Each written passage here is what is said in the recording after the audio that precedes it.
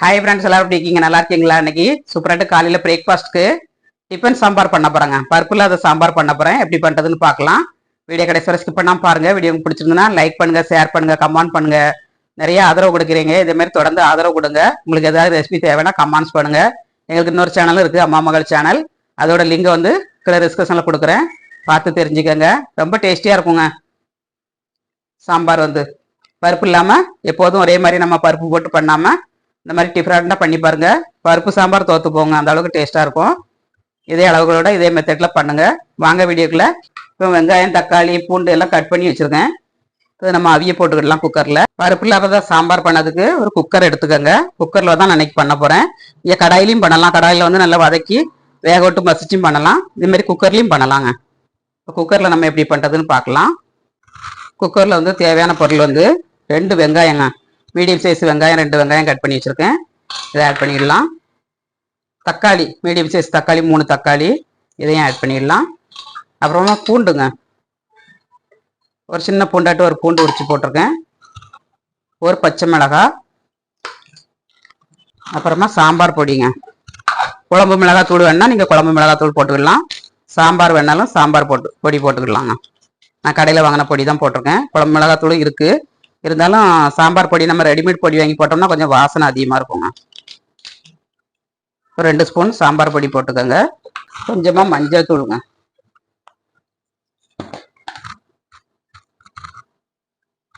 மஞ்சள் தூள் ஒரு 1/2 டீஸ்பூன், பெருங்காயத்தூள் ஒரு 1/2 டீஸ்பூன் போட்டுக்கோங்க.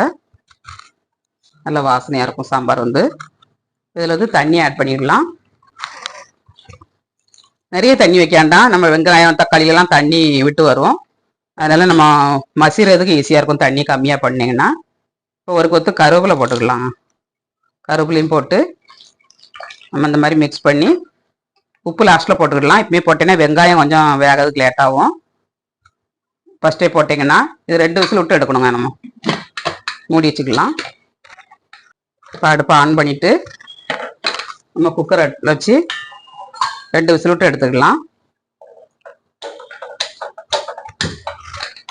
2 விசில் விடட்டும், அப்புறமா நம்ம ஓப்பன் பண்ணிடலாம். எப்போதுமே நம்ம இட்லி குக்கரை கழுவி தான் வச்சுருப்போம். இட்லி வேக வைக்கும்போது நம்ம ரேஸாக அலசிட்டு வேக வச்சு விடணுங்க. ஏதாவது பூச்சி எதுவும் உள்ள போயிருக்கும்.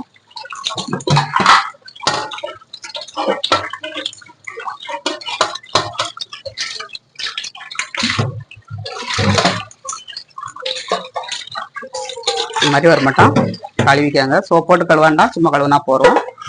தண்ணி பிடிச்சிக்கலாம். தண்ணி பிடிச்சாச்சு. குக்கரை அடுப்பில் வச்சுக்கிடலாம். நம்ம இன்னொரு அடுப்பில் இட்லிக்கு மாவு ஊற்றி வச்சுக்கிடலாங்க. சாம்பார் வைக்கிற நேரத்தில் இட்லி வெந்துடும். டிஃபன் ரெடி ஆயிரும் சீக்கிரமாட்டு. வெங்காயம் தக்காளி வந்து விசில் விட ஆரம்பிச்சிருச்சு. ஒரு விசில் விட்டுருச்சு. இன்னொரு விசில் விட விட்டு நம்ம அடுப்பை ஆஃப் பண்ணிடலாங்க. 2 விசில் 3 விசில் விடலாம். நீங்கள் நான் 2 விசிலில் இறக்க போகிறேன். இப்போ தண்ணி நல்லா கொதிக்க ஆரம்பிச்சிருச்சு. நம்ம இட்லிக்கு மாவு ஊற்றிக்கலாம்.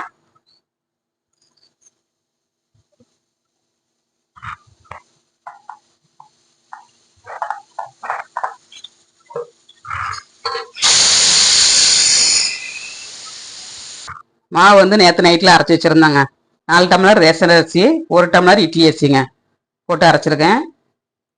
இதேமாரி தனி ரேஷன் அரிசிலையும் இட்லியை வச்சு போட்டிருக்கேன். ரொம்ப நல்லா வரும். ஒவ்வொரு அரிசியை பொறுத்து இருக்குங்க. சில அரிசி வந்து நல்லாயிருக்கும், சில அரிசி வந்து ரப்பர் மாதிரி இருக்கும், நல்லா இருக்காது. இந்த அரிசி வந்து நல்லா இருக்கு, அதனால 4 டம்ளருக்கு 1 டம்ளர் போட்டிருக்கேன். நல்லா நீங்கள் பாதி போட்டாலும் நல்லா வரும். இட்லிக்கு மாவு ஊற்றிடலாம்.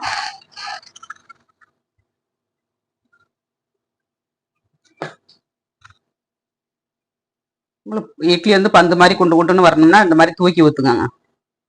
மாவை தூக்கி ஊற்றுனீங்கன்னா நல்லா ரவுண்ட் சைஸில் புசு புசுன்னு கிடைக்கும்.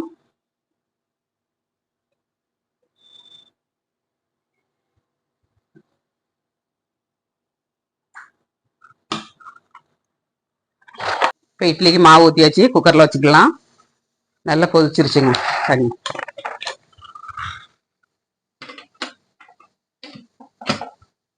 ஒரு 10 நிமிஷம் வேகட்டும், நம்ம எடுத்துக்கலாம். பருப்பு இல்லாத சாம்பாருக்கு வந்து நம்ம சீக்கிரட்டாட்டு கடலை மாவு ஆட் பண்ண போகிறோங்க. கடலை மாவில் வந்து தண்ணி விட்டு கரைச்சி வச்சுக்கிடணும். கடலை மாவுக்கு பதில் நீங்கள் இட்லி மாவு ஊற்றலாம், அரிசி மாவு ஊற்றலாம், எல்லாமே ரொம்ப நல்லாயிருக்கும். கட்டி இல்லாமல் நல்லா கரைச்சி வச்சுக்கோங்க. நம்ம கொதிக்க விடும்போது இதை ஊற்றிடணுங்க. கொதிச்சு வரும்போது ரொம்ப நல்லாயிருக்கும். நம்ம ரோட்டு கடையிலலாம் இந்த மாதிரி தான் சாம்பார் வச்சுருப்பாங்க. அட்டகாசமாட்டு நல்லா ஊற்றி ஊற்றி சாப்பிடுவாங்க. டேஸ்ட் ரொம்ப நல்லாயிருக்கும். நம்ம பருப்பு போட்டு வைக்கிறத விட இது கொஞ்சம் அதிகமாகவே எடுப்பாங்க அந்த சாம்பார் வந்து. அவங்களுக்கு வந்து பருப்பு போட்டு வச்சா கட்டுப்படி ஆகாதுன்ட்டு இந்த மாதிரி கடலை மாவு தான் கலக்கி ஊற்றுவாங்க. டிஃப்ரெண்ட்டாக இருக்கும், டேஸ்ட் நல்லாயிருக்கும். எனக்கு பிடிக்கும். உங்களுக்கு பிடிக்குமான்னு கமெண்ட்ஸ் பண்ணுங்கள். தக்காளி வெங்காயம் வெந்துருச்சு. நம்ம ஓப்பன் பண்ணி நல்லா மசியல் பண்ணிடலாம். இட்லி அவிஞ்சிருச்சுங்க. அடுப்பை ஆஃப் பண்ணிடலாம். 10 நிமிஷம் ஆயிடுச்சு. சாம்பாருக்கு வந்து குக்கரை இறக்கிக்கலாம்.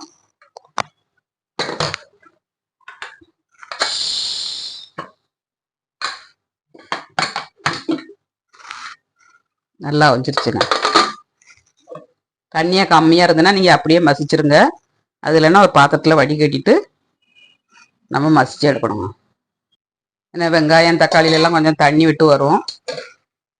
அதனால் தண்ணியை கொஞ்சம் நம்ம வடிகட்டிட்டு மசிச்சிடலாம். 1-2 முழுசாக விழுந்தா ஒன்றும் பிரச்சனை இல்லைங்க. நம்ம சாம்பாரில் தான் ஆட் பண்ண போகிறோம். இந்த மாதிரி ஒரு மத்து வச்சு நல்லா மசிச்சிருங்க. இங்கே ஆற வச்சு மிக்சியில் போட்டு அரைச்சும் ஊற்றலாம். கொஞ்சம் நெட்டு அரைச்சி ஊற்றுங்க, அதுவும் நல்லாயிருக்கும். ஒரு மத்தை வச்சு அதுலன்னா ஒரு விஸ்கு வச்சு நல்லா மசிச்சு விடுங்க. நல்லா மசிஞ்சிருங்க.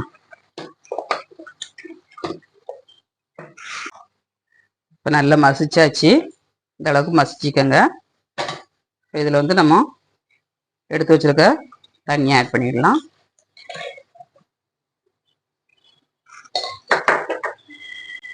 அப்புறம் போதுமான அளவுக்கு சாம்பாருக்கு தண்ணி வச்சிடலாம். ஏன்னா நம்ம கடலை மாவு கலக்கிறனால கொஞ்சம் திக்காகும். அதனால் போதுமான அளவுக்கு தண்ணி ஊற்றிக்கங்க. தண்ணி ஊற்றியாச்சு. கொஞ்சம் உப்பு ஆட் பண்ணிடலாம். உப்பு ஆட் பண்ணியாச்சு. இப்போ மல்லித்தழை போட்டு நம்ம கொதிக்க விட்டுக்கலாம். இந்த அளவுக்கு தண்ணி வச்சுக்கோங்க. தண்ணியாக வச்சோன்னா தான் உங்களுக்கு கடலை மாவு போடும்போது நல்ல திக்னஸ் கிடைக்கும். கொஞ்சமாக மல்லித்தழை ஆட் பண்ணிடலாம்.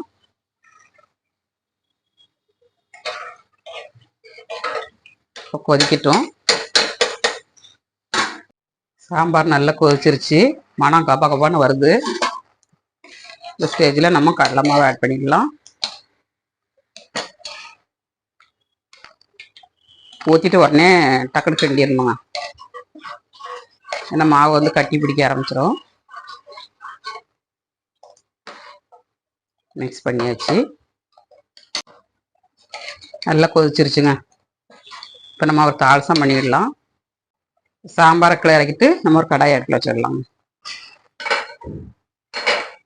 இப்போ எண்ணெய் ஆட் பண்ணிடலாம். எண்ணெய் ஆட் பண்ணியாச்சு. இப்போ கடுகு ஆட் பண்ணிடலாம். ஒரு 1/2 ஸ்பூன் கடுகு, 1/2 ஸ்பூன் ஜீரகம், ஒரு 2 வரமிளகாய், அப்புறமா சின்ன வெங்காயங்க. நம்ம அதில் கிடக்க வெங்காயத்தெல்லாம் நல்லா மசிச்சிட்டோம். கைப்பிடி அளவு சின்ன வெங்காயம் போட்டு நல்லா வதக்கி ஊற்றிக்கோங்க. வெங்காயம் வந்து நல்லா வதங்கணும். சின்ன வெங்காயத்தை போட்டு தாளசம் பண்ணி ஊற்றினீங்கன்னா நல்ல மணமாகவும் இருக்கும், டேஸ்ட்டாக அட்டகாசமாக இருக்கும்.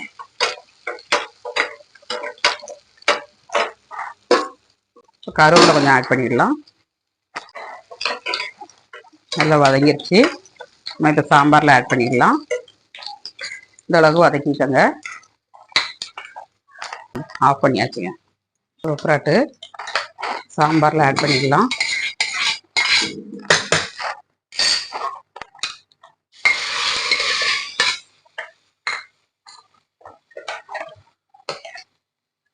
அட்டகாசமான சாம்பார் ரெடிங்க. சுட சுட இட்லியில் அப்படியே கோரி ஊற்றி சாப்பிட்டோம்னா அவ்வளோ ஒரு டேஸ்ட்டாக இருக்கும். இட்லியோட சேவ் பண்ணி சாப்பிட்லாம். இட்லி வந்து பிளேட்டில் ஆட் பண்ணியாச்சு. ரேஷன் அரிசி எவ்வளோ அழகா ஒட்டாமல் வருது பாருங்க. சூப்பராட்டு கிடச்சிருக்கு. ரேஷன் அரிசி வீடியோ வந்து போட்டிருக்கேங்க. மாவு எப்படி அரைக்கிறது, எந்த பக்கத்தில் அரைக்கணும் அப்படிங்கிறதெல்லாம் அதில் போட்டிருக்கேன். அதை பார்த்து ட்ரை பண்ணுங்க. சூப்பராக கிடைக்கும் ரேஷன் அரிசியில் இட்லி. அப்படியே இட்லியோட சாம்பார் ஊற்றி சாப்பிட்டு பார்க்கலாம்.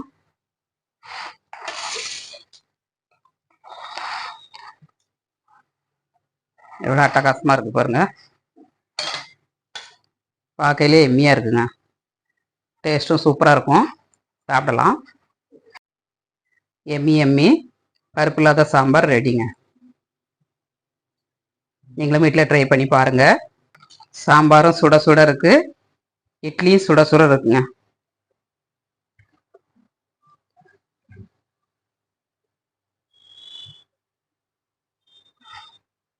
வா, சூப்பராக இருக்குங்க. டேஸ்ட்டு வேற லெவலில் இருக்கு. ட்ரை பண்ணி பாருங்க. அட்டகாசமாக இருக்குங்க. 10 இட்லி சாப்பிட்டாலும் பத்தாதுங்க. அவ்வளோ டேஸ்டியாட்டு எம்மியாக பண்ணியாச்சு. வீடியோ பிடிச்சிருந்தா லைக் பண்ணுங்கள், ஷேர் பண்ணுங்கள், ஃப்ரெண்ட்ஸ் அண்ட் ஃபேமிலிக்கு ஷேர் பண்ணி விடுங்க. தொடர்ந்து சப்போர்ட் பண்ணுங்கள். இவ்வளோ தொடர்ந்து சப்போர்ட் பண்ண அனைத்து உள்ளவங்களுக்கும் ரொம்ப நன்றி. இதேமாரி மேலும் மேலும் சப்போர்ட் பண்ணுங்கள். மீண்டும் நெக்ஸ்ட் வீடியோவில் சந்திப்போம். பாய்.